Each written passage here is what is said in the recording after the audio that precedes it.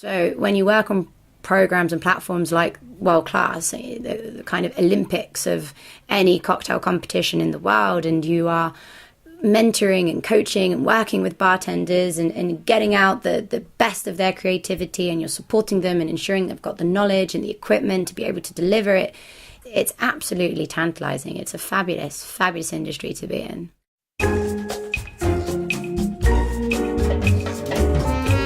Welcome to the Lush Life podcast. I'm your drinking companion, Susan Schwartz, and I bring you the how-to guide for living life one cocktail at a time. Thanks to my mother's love of martinis, the first words I spoke were shaken, not stirred, and I've been obsessed by cocktails ever since. Together, we'll learn from bartenders, brand ambassadors, distillers, and others why certain drinks are popular in certain cultures, how to make the perfect old-fashioned, when to shake and when to stir, and so much more. Hear that sound? It's time to cozy up to the bar and let the fun begin. Hechicera Rum is one of those brands I have fallen head over heels in love with. Maybe it was its history, recounted so beautifully by owner Miguel Riascos right here on Lush Life in April of this year. Maybe it was my own wonderful experience in Colombia and tasting Hechicera in situ.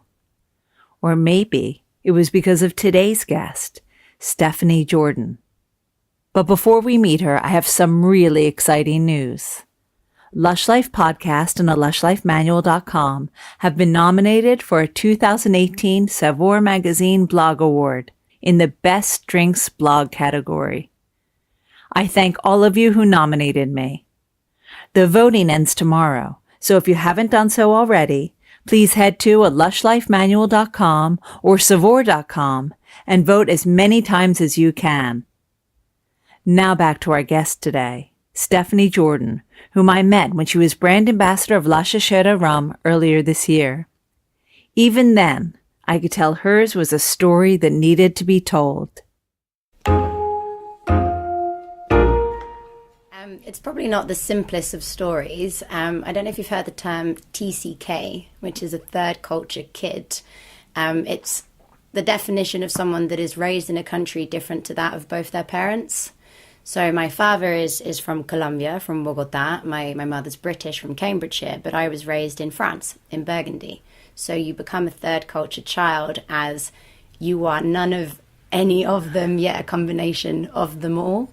So officially I would classify myself as a Franco-Anglo-Colombian, or just simply a global citizen. All right, this may have changed throughout the years, but where did you feel when you were young that kind of your heart or home was, or that you were? I didn't think it was ever with a country. I think I quickly understood that home was where the heart was at. So whatever part of the world I end up being surrounded by, my mum, my dad, and my little sister, I'm at home. And so you didn't feel particularly French or Colombian or English? I think it came out depending on the conversations. If I was talking to a bunch of French and they were saying how awful food in England was, I would probably, stand up and talk about, I don't know, like a roast dinner or something. But it could happen the other way. I could have English people talking about Colombia and talking about the stereotypes of Colombia, and I would stand up and wear my Colombian cap.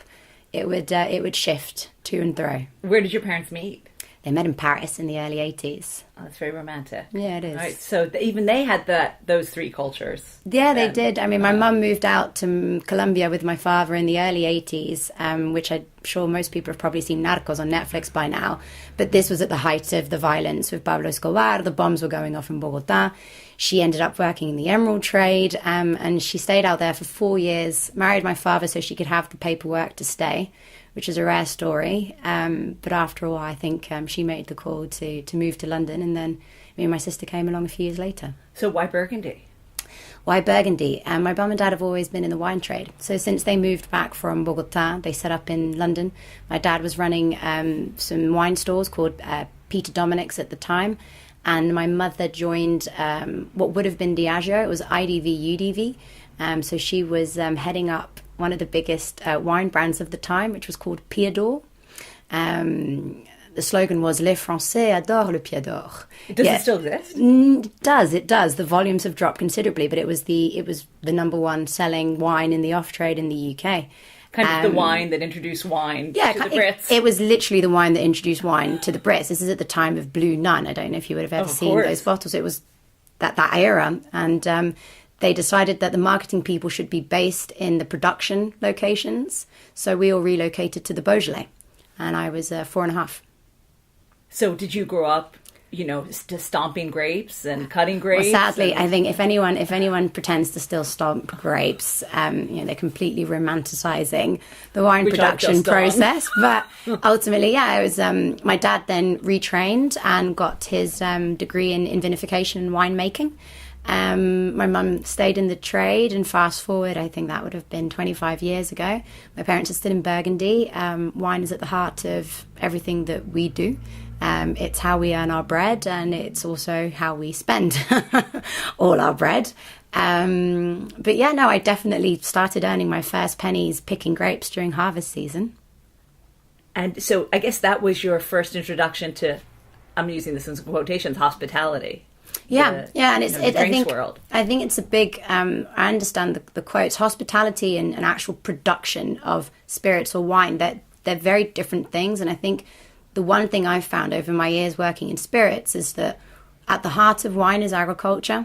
So wine is very much about the terroir. It's about the people, but it's also about Mother Nature. Because may it hail or rain or may the sun shine, from one year to another, your crop can't be guaranteed. You're very vintage dependable.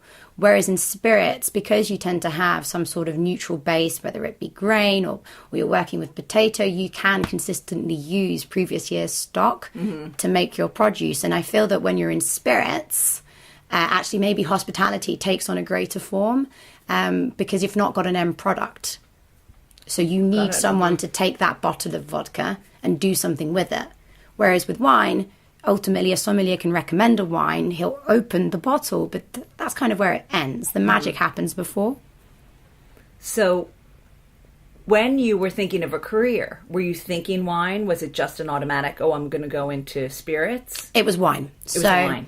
I think, again, being raised in an environment where people are passionate about booze, generally, but also my mum's a highly accomplished marketeer, and there was very much a business orientation that was sort of my mum she was very much my line manager, coach manager, life manager. She orientated me towards the path of business and marketing generally. But I fell passionately in love with the Beaujolais as a region. The Beaujolais Nouveau was an amazing marketing stunt, but it considerably damaged the image as it being a qualitative wine region. And so my big dream was to save the Beaujolais. And one of the reasons why I went into advertising and then later on business was because the recommendation was if I really wanted to save the Beaujolais, I needed to understand global marketing and global branding. And at the end of the day, the spirits world do it much better than the wine world. So if you want to learn how to build a global brand, you'll definitely get that experience. So this is all as a young woman? Yeah, this is sort of 21, already. 22. Yeah. So there was no messing around with other things like literature or science, or you were... I don't think I had the choice. And I think back, and there's this thing called the elder daughter complex. But ultimately, I was just following the path of what I was being told, and this was my world, and this was my universe, and it was fine. I think if I step back, I'm like, I could have been an interior designer. But I don't think that's how it works. My little sister, we've given her all the freedom to do what she wants. But for me, I was so involved with my parents that I was doing what they were doing, and that was fine. So you're on this path to save Beaujolais. Yeah. All right. So what diverted you from that path? Diageo, the biggest booze company in the world. I actually got a job with their interprofession. I was 22, and I would have been in charge of the main export markets, which for them is Japan. So the Japanese still take baths with Beaujolais Nouveau. They think it's like an aphrodisiac. So I don't know if you'll see around the month of November on the news, you'll see loads of eccentric Japanese people bathing in Gamay grapes. It's quite funny. But no, Diageo came along and they have this thing called the graduate scheme. So they sort of take on what they consider highly talented or high potential young professionals. And this was at 22? This was at 22. I finished business school in Lyon, which is a wonderful place, capital of gastronomy for Europe, but then made the call to join them. And so they'd opened the roles across. There was London, there was Dublin, but I went in for the interviews for the Madrid office. As my dad's Colombian, I spoke Spanish, and I felt that maybe that was more fun than London. Madrid is a very cool place to be, and so I got on their grad scheme, so that it made a lot of sense. And then you just stayed within Diageo? I stayed with them for 8 years. I relocated to 3 countries. All right, but before that, I know that there was India somewhere in there. Yeah, so when you do a French business school, it's full of internships, and the French are very pragmatic and very experience orientated as well. So my last sort of step of that degree was 6 months stint at the French Trade Commission in the embassy in New Delhi, where I was asked to do a survey and a study on the possibility to export French wine to India. Are they French wine drinkers as a whole? I think there's this belief that, India is going to explode, and you've got however many billions of people there and these potential medium class consumers. But at the end of the day, there isn't wine culture. And wine is a living produce, so you need to transport it in a certain way. And I was visiting all the distributors of the time, and they'd have, bottles of Côte de Rhône sitting in containers down at the port in Bombay, in Mumbai. It was 50 degrees, and all the bottle corks were popping. And so you would pay very high taxes and a very expensive margin on a product which was gone. So I don't know that it ever has taken off. I think the French wanted it to be like China. But it was very interesting to be there and actually discover some Indian wine producers as well. Mm-hmm. That's what I was going to ask next. If they're there's 3 or 4 houses. I think Sola is probably the biggest one.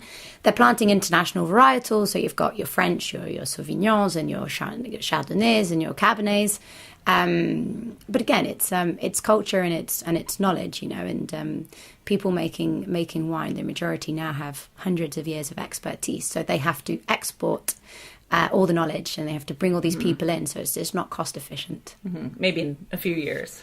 Yeah, well, climate change has brought about the UK wine trade. Just this year, the UK wine body was created. So it's very interesting to see what's happening with all the wine regions. I think Old World, New World is no longer relevant. There is a lot of New World. Mm-hmm.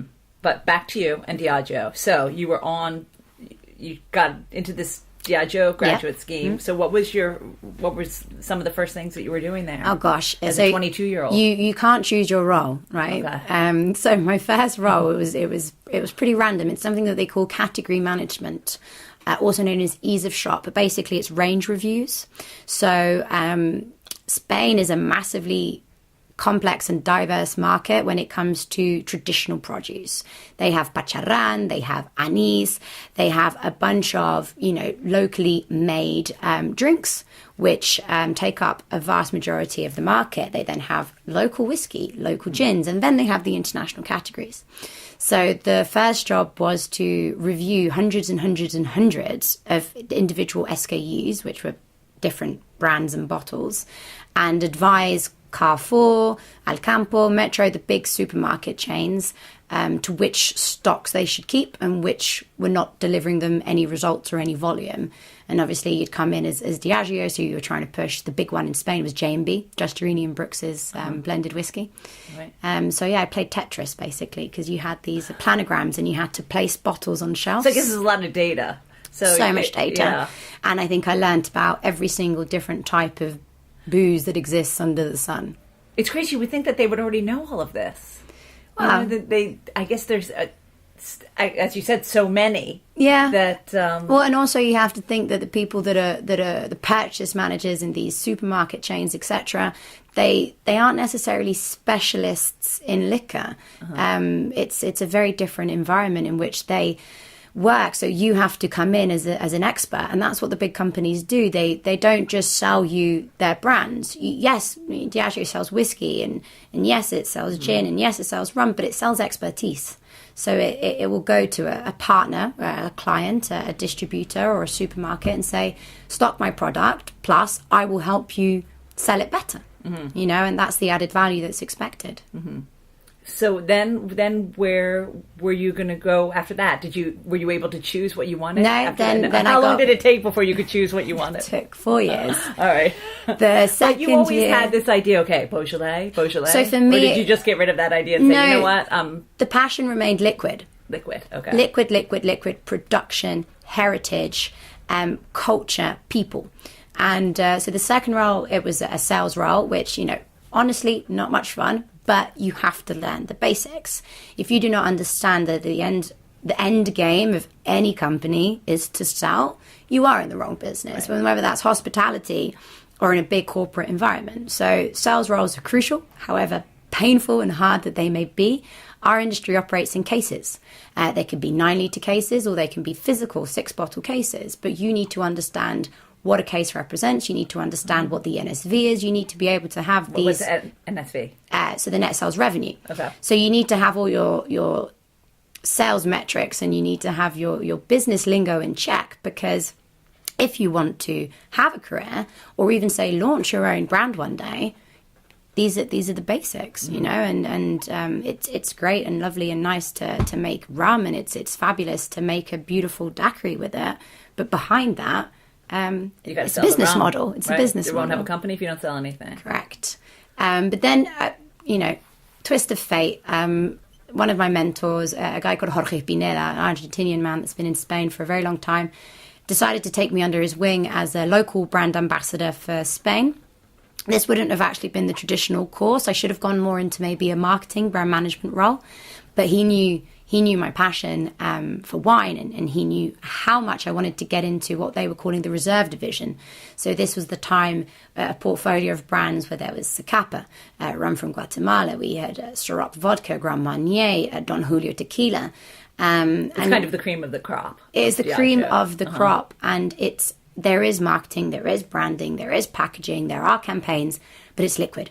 It's liquid, it's brand stories, it's heritage, and it is the people behind the production that drive that. And that, for me, that was everything. And, you know, he brought me on into this. So I was brand ambassador for Madrid. And I think the second week in the role, he phoned me and said, cool, do you have a valid passport? I was like, of course. He was like, great, we're going to Mexico and Guatemala, and we're going to go and visit, you know, the whole production sites of Zacapa. We're going to cut sugarcane in the Pacific. We're going to go up into the mountains and see how it's aged. And that was it. I was hooked. My gosh, I'm excited about that. There's no way out of it. And when you get the chance to have a role where you're privileged enough to host bartenders at Kettle One Distillery in the Netherlands, and you can be taking bartenders up to Scotland and checking out some of the most amazing distilleries in the world, that is very special. So you got bitten by the bug. I got bitten by the bug. More. So how could you progress from that? I mean, did you see, all right, I'm going to do this for 2 years. This is what I want now. You know, forget the Beaujolais. I'm into this, and I want to be a brand ambassador. I think that's when the passion shift. So, you know, wine is still at the heart of what I am, and it's still my first love, but the spirits world is so much more creative, and you get to interact at another level. As you say, this is when hospitality really comes to play.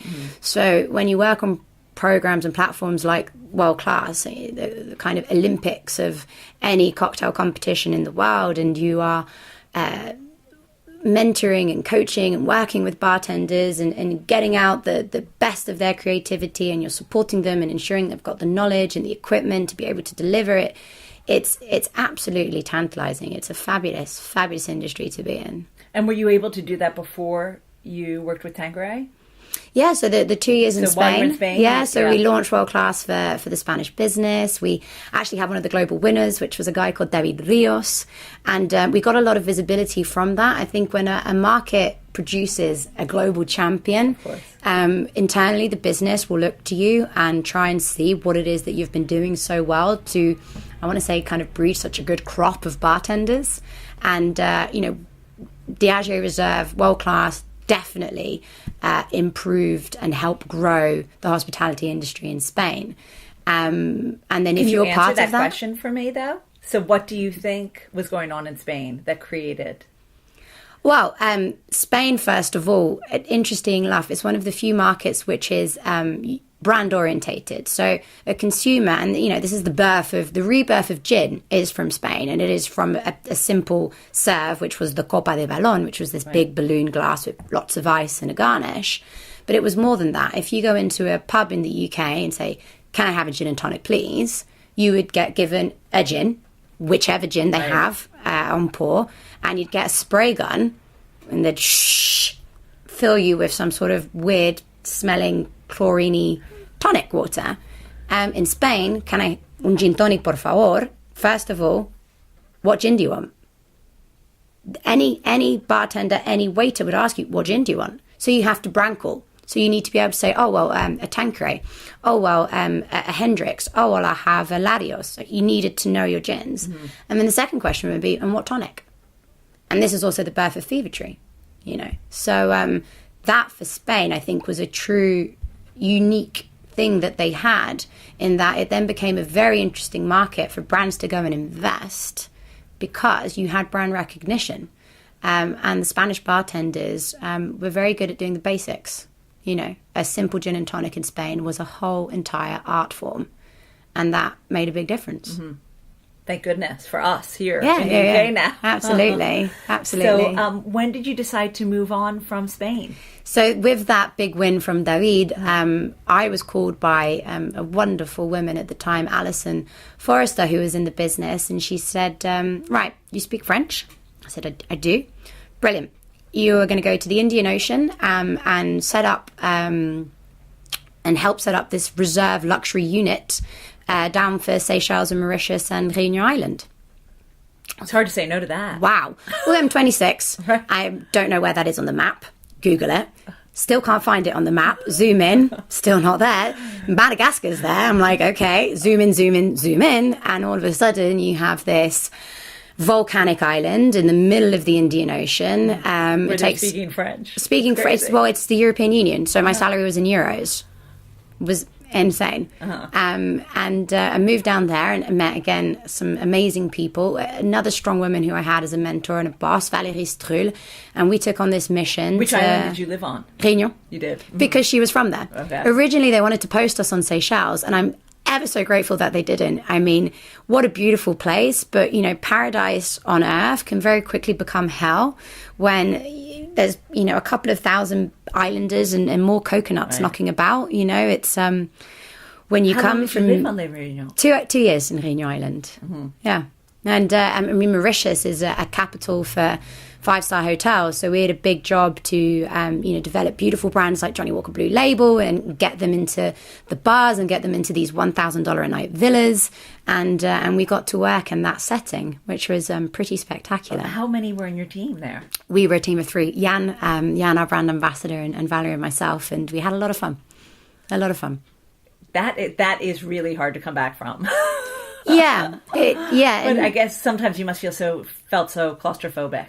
Like island fever is a thing. Yeah. And either you stay there and make a lot of babies or you get out. I was going to say. No, the big escape, I mean, when you're on Reunion Island, you're 4 hours from Cape Town, direct flight. So South Africa becomes your escape. And wow, I mean, if anyone's been to Johannesburg or Cape Town, the hospitality industry down there is exceptional. So you are spoilt. All right, so it's not so bad, right? It's fine. You get to escape. It's worse things. And then, is that when Tanqueray came about? And that's when Tanqueray came about, yeah. So I don't know, at this point, what was going on? Gin had happened, the boom had happened. Global ambassadors were definitely a thing. And I think there was an opportunity. My predecessor, Barry Wilson, had moved onto other things. And for them, priority markets were Latin America. So Spain was still the birthplace and Spain was pivotal. But actually the new opportunities were in Colombia, were in Mexico, and were in Brazil. How many years ago was this now? 4, 5. Okay, yeah. So it was important for them, one, to have a Spanish-speaking global ambassador.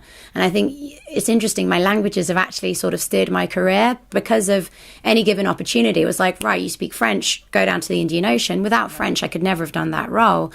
And the same was the case of Tanqueray. Without Spanish, I never could have gone. And it's not quite the same when you tell the story in someone's native language. No, I completely agree.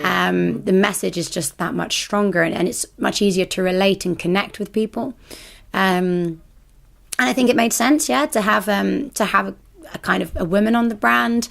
Tanqueray is quite glamorous. It's the brand history is very exceptional. But then again, I was English, so I could do the gin thing.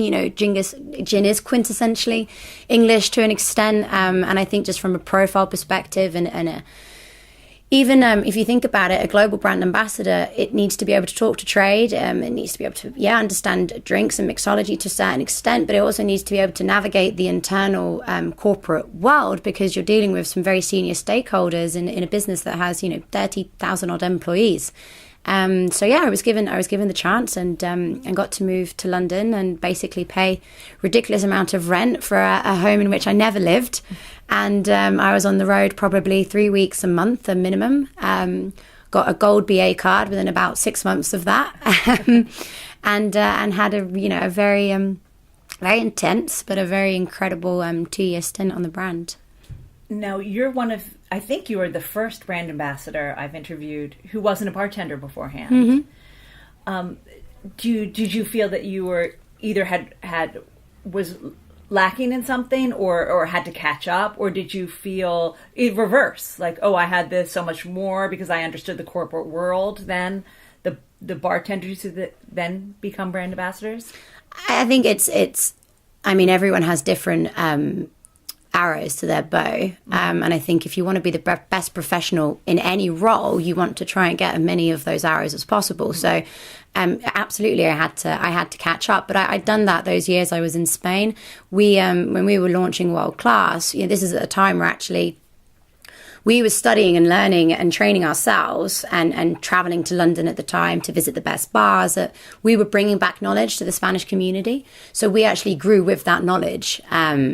And when you do sort of run and judge competitions like World Class, I assure you very quickly you come up to speed. But you have to invest. So I read extensively. Any opportunity I had, my own spare time to visit any sort of distillery, I would. A lot of my own money would be pouring into bars and bar tabs, and bartenders become your friends. So at the end of the day, you end up, making drinks with them. So, that knowledge, you can acquire it. I think of some of the biggest influencers, this amazing girl on Instagram, Beautiful Booze. She's a self-taught at-home bartender. Yeah, she's 70,000 followers, and she's creating some of the best sort of content out there. So you can definitely be self-taught. So no, I never felt like I lacked it. If anything, I never felt that my role was to make drinks, and I don't think a global brand ambassador's role is to make drinks. You're the guardian of a story.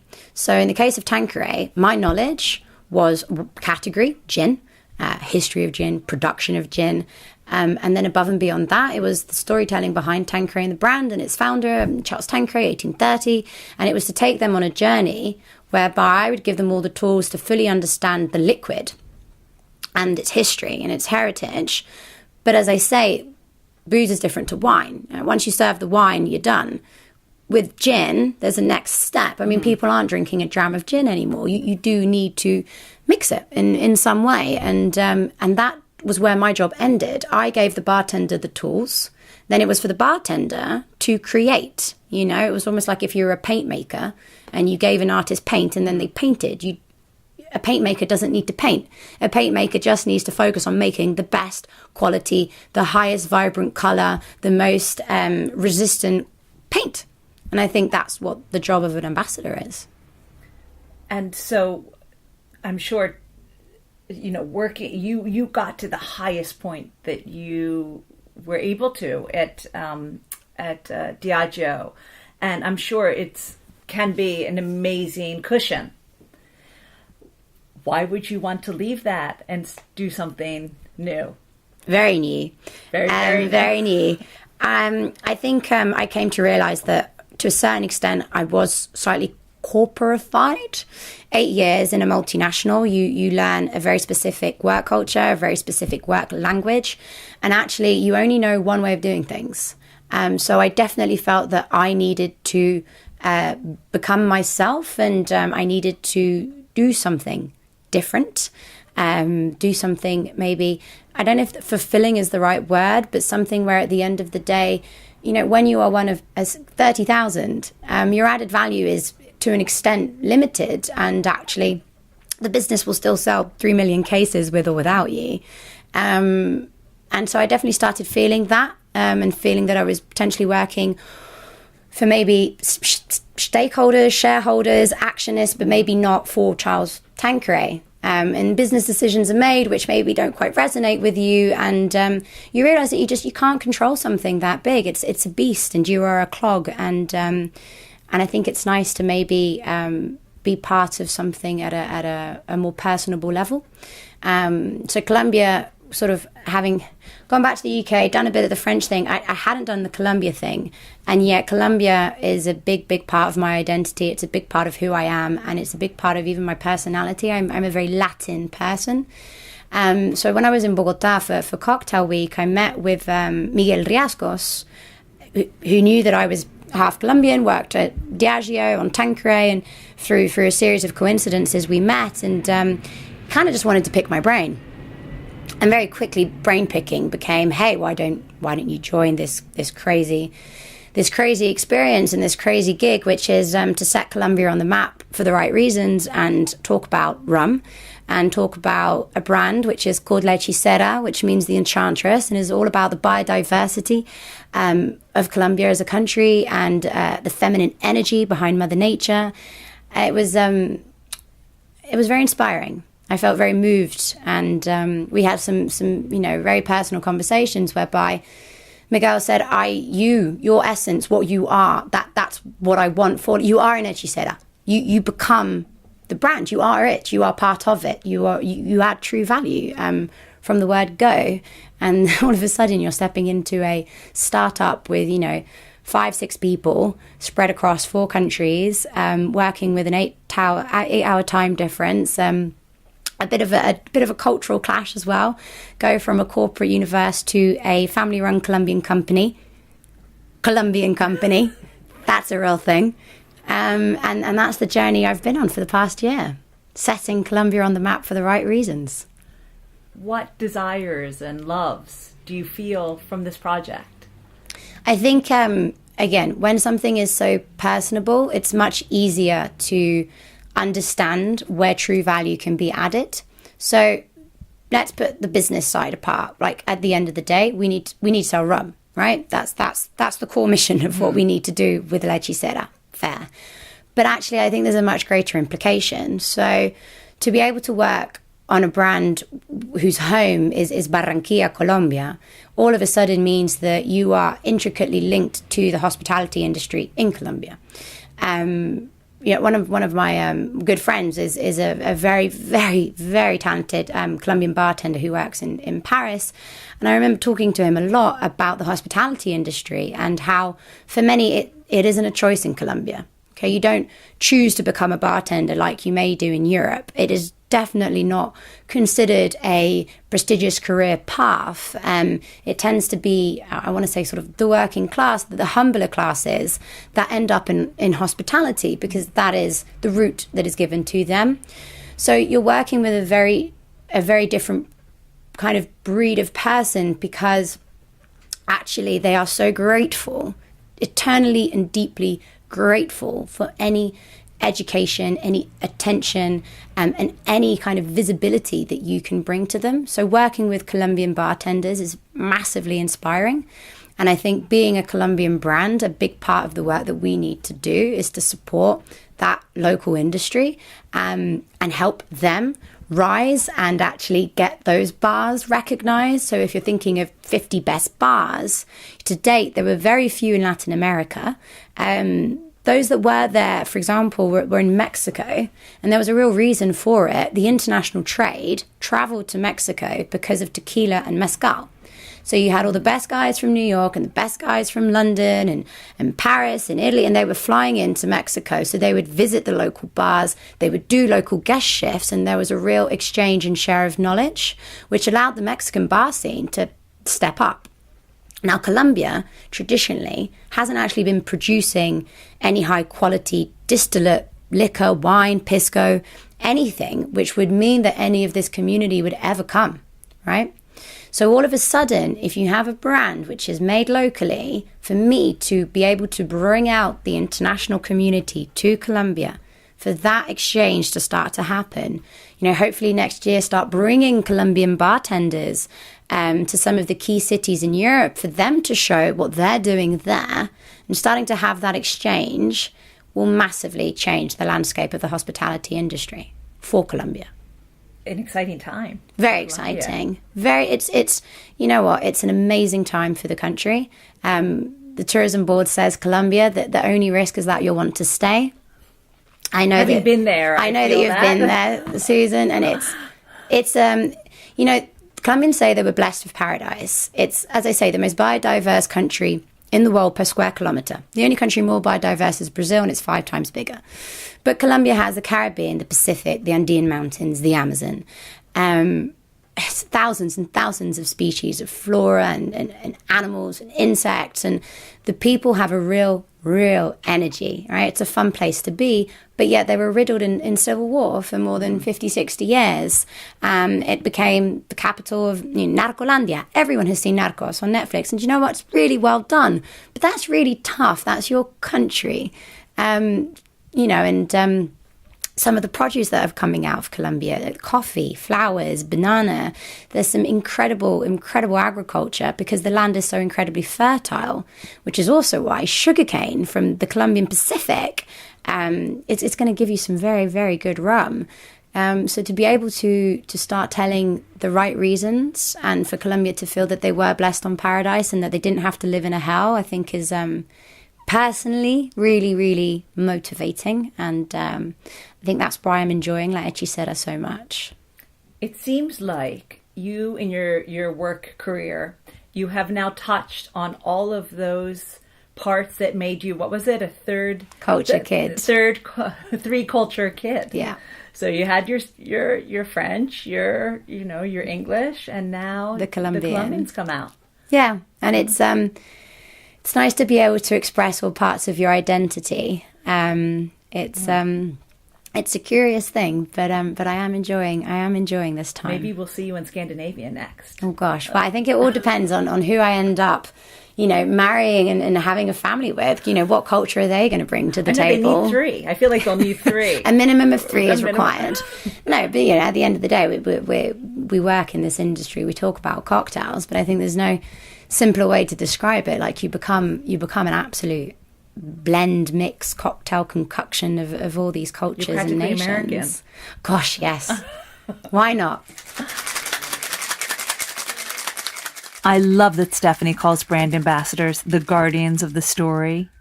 It's as romantic as La Hechicera Rum itself. It was great to have her on today. You can find Stephanie on Instagram at drinkingoutloud. Let's head to our cocktail of the week to find out what she has planned for us to enjoy. Our cocktail of the week pays homage to the belief that somewhere in the New World is a place of immense wealth called El Dorado. Let's drink to that with La Hechicera's Oro Fashioned.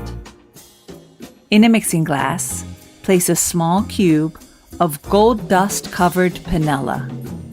Panela is dehydrated sugarcane juice covered in gold.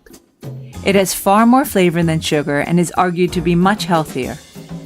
It is hard to find and can also be replaced with a cube of brown sugar. Then add 3 cls of La Hechicera Rum, 2 drops of bitters, and 3 ice cubes and stir. After a minute or 2, add another 2 drops of bitters, 3 more ice cubes, and the rest of the rum. Then continue to stir. Then serve in a classic tumbler, twist an orange zest on top, and garnish with a dehydrated orange wheel. You'll find this recipe and all the cocktails of the week on alushlifemanual.com, where you'll also find all the ingredients in our shop. Next week, we head to the English countryside with a non-alcoholic spirit that is linked to the lovely blue field flower, the borage, and is also helping to promote the honeybee community everywhere it can. But before I leave you, don't forget to vote for Lush Life for Savoir Magazine's Best Drink Blog Award by heading to alushlifemanual.com and clicking the button. Until next time, bottoms up. Thanks for listening to the Lush Life podcast, the sister of A Lush Life Manual. For more information and links to everything you heard, plus a bit more, please visit alushlifemanual.com. Always remember the wise words of Oscar Wilde. All things in moderation, including moderation. And always drink responsibly. Okay, I said that last part. Theme music is by Steven Shapiro and used with permission. Lush Life is produced by Evo Terra, and I'm your hostess, Susan Schwartz. I'll see you at the bar.